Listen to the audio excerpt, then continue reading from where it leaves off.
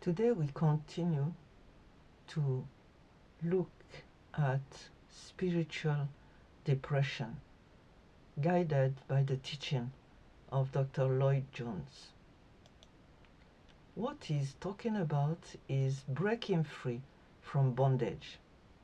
And he's quoting the epistle of Romans, "For you did not receive the spirit of slavery to fall back into fear, but you have received the spirit of adoption as sons, by whom we cry, Abba, Father."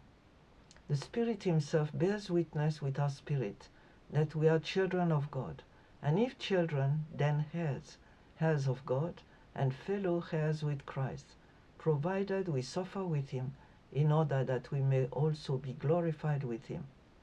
The teacher identifies a common form of spiritual depression that stems from misunderstanding our relationship with God.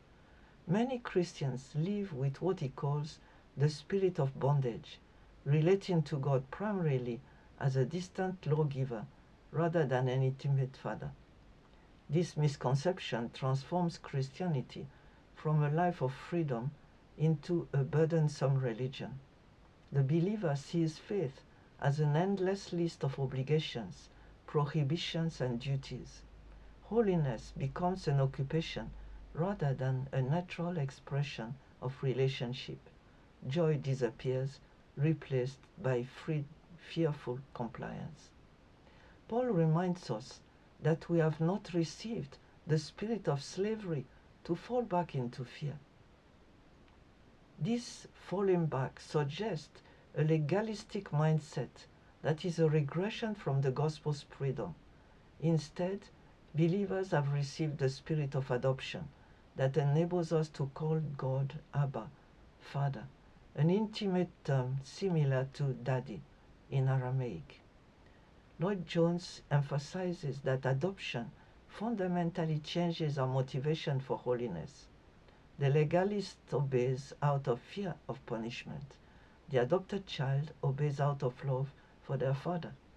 The former produces depression, the latter produces delight. The proof of our adoption comes through the Spirit's internal witness.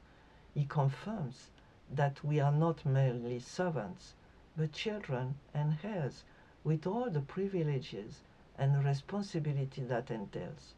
We share in Christ's inheritance, which includes temporary suffering followed by eternal glory. Today, if you are depressed by the weight of religious obligation, examine how you view God. Do you relate to him primarily as judge or as father? Are you striving to earn approval or responding to love already given?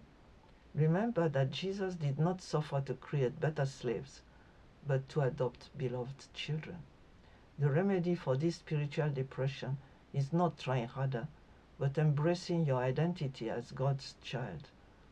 You have been brought from the servant's quarters into the family room. Live from that place of belonging.